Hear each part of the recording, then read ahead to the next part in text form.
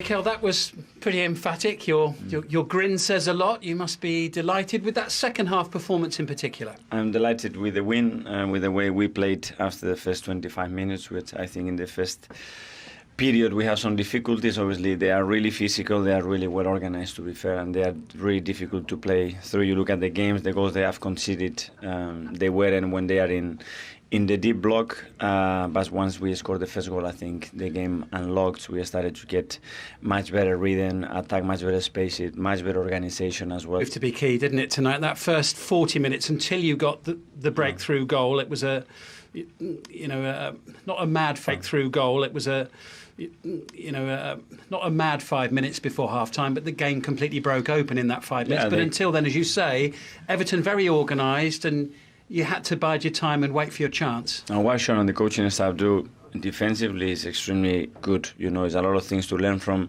the discipline that they have, the organisation they have, how they help each other in certain areas of the pitch. Really, really good, to be fair. But we needed a magic moment. I think we grow and grow on the game, and we deserve to win the game. Yeah, the second goal, a big moment as well, right on half-time, giving you that little bit of elbow room at 2-0 after the VAR call. Yes, and especially elbow room at 2-0 after the VAR call. Yes, and especially with them, you know, the way they play and how good they are on direct play, second balls, producing set pieces. A short score is not enough because they can get in the game straight away. But I think we played really well the second half, and we could have scored more. Yeah, can you enjoy a second half performance like that in the moment, in real time, or are you so focused on the touchline that it almost passes you by?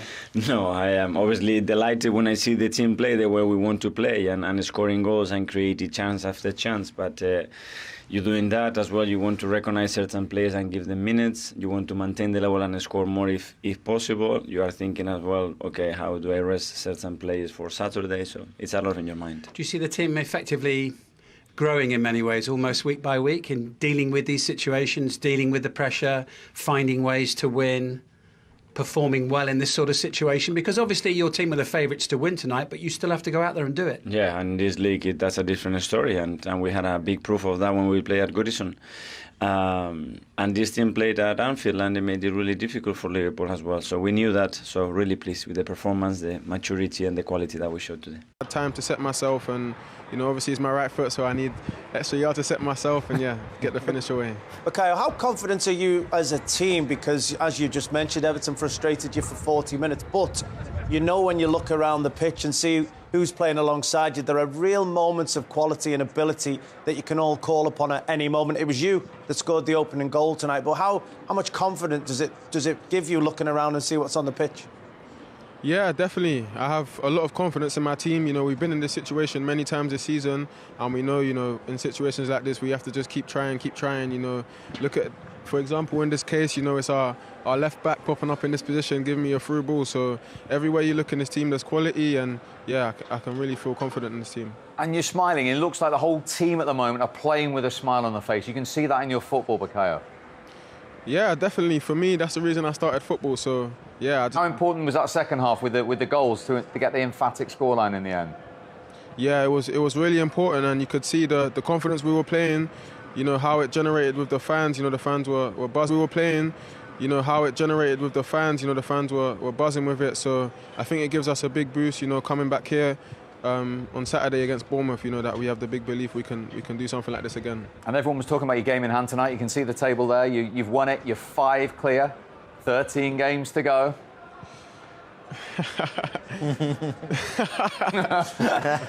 Not much to say about that. We have to just focus on the next one. We got a laugh out of him as opposed to a smile, so that's enough. Listen, we enjoyed your performance tonight. Great to speak to you.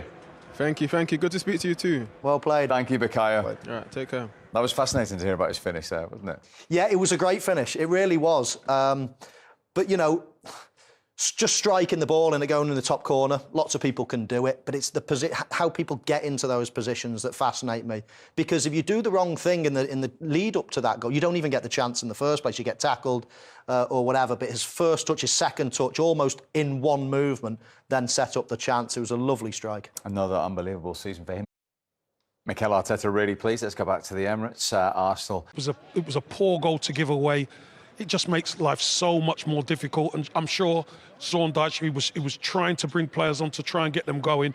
But I think in the end, second half, Arsenal just ran the legs off them. Kevin, you know what it feels like to win a league title in that Arsenal shirt. Do you get the sense around the place that this team is good enough and have got the confidence and the belief to go on and do it this year? I'll be honest with you, Michael. I think the team do have enough quality. They do have that tenacity. The big question is, are they a little bit too young? You know, it's the second youngest team in the league. Southampton at the bottom. You know, Arsenal are top. You're going against a juggernaut as Man City. We all know Manchester City could push on. They've got the quality players to go on a run.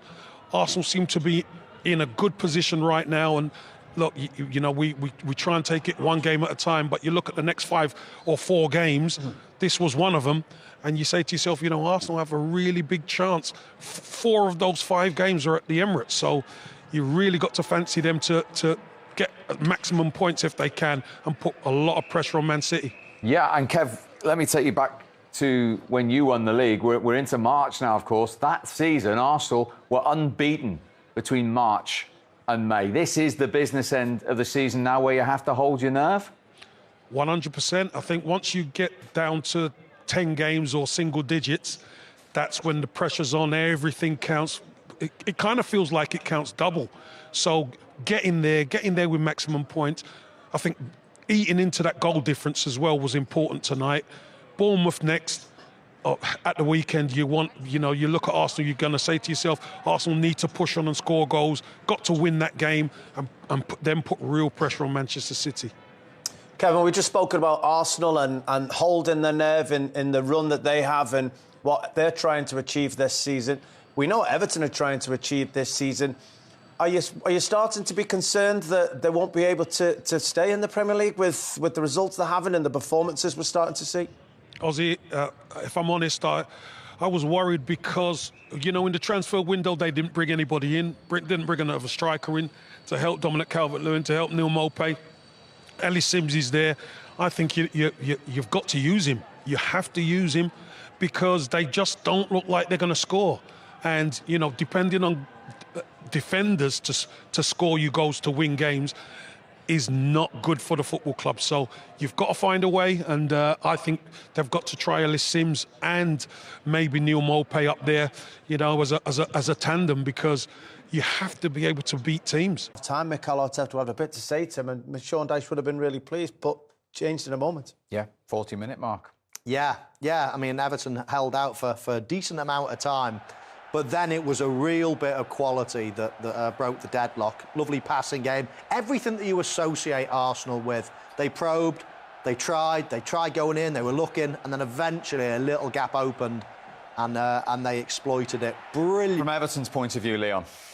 Well, from both teams' point of view, I think it was really interesting to see. I'll just run this on slowly. Zinchenko, we've seen him so many times come across the field, and Michael was talking before the game about Arsenal trying to get a striker into these type of positions, trying to entice an Everton defender in, and it hadn't happened that often in the first half. But this was the first time an Everton defender stepped out. It's Michael Keane. He steps in, he tracks Martinelli a little bit, and in that moment, he swaps positions the wrong side of the field. You don't believe how different that is. Suddenly, the wrong side of the field. You don't believe how different that is. Suddenly, again, he's thinking about things that are ahead of him rather than the covering your fullback, which naturally you do on your own side of the field, and Arsenal took advantage of it, Michael. 100%.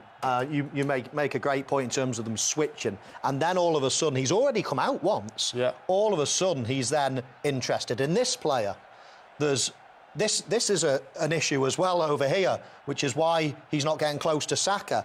And all of a sudden, Michael Keane doesn't believe Saka is the problem. We run it on slowly. Have a look at this. The ball is halfway there. Michael Keane's still on his front foot here, picking up this guy, and all of a sudden, he's there. Odegaard. I mean, Michael Keane has to be in a position to be able to cover that. He can't step out. But from there, Michael, I mean, what a touch and finish. Well, I just want to final bit on this. Saka, he can go one of two ways, can't he? He can either take it on his left foot, or what he's done here, he realises Michael Keane is not even sniffing any danger. He's actually taken the touch. Watch the shape of his body. He gets his body. An opportunity to even had a flick at it, even get anything. It's so good from Bukayo Saka. Protecting the ball like that is brilliant. Last minute, he decides, take it on my right foot, protect the ball, body between man and ball, and then nobody could get near him. And then what a finish. Probably the only part of the goal that he could score from that angle. Yeah, so that was Saka scoring. Saka also involved in 2-0, which was an extremely tight call. It was, but, I mean, having just conceded, you know, they say that the worst time when you're vulnerable is when you've just scored or you've just conceded. Well, you know, Everton had worked so hard for so long to get into this position. To then be caught in possession of the ball here from Idrissa Gueye is really, really poor. Brilliant from Arsenal, not letting him have a moment, kept pushing forward, and, you know, Bukayo Saka gets that touch of the ball. Martinelli is alive and puts it away brilliantly. Yeah, and it wasn't... Of course, his body, Martinelli's body was ahead, and I think that would have been offside in terms of where the bodies are, but we've got to remember where the ball is, and that's why he's onside. And that's the way a Premier League game... And that's why he's onside. And that's the way a Premier League game can change away from home against the leaders in the blink of an eye. Yes, I mean, for all Everton's endeavour and all Everton's will to try their hardest, if you lack quality at both ends of the field, really, you'll get punished by teams that do, and Arsenal really do have really amazing quality. Turn the game on its head.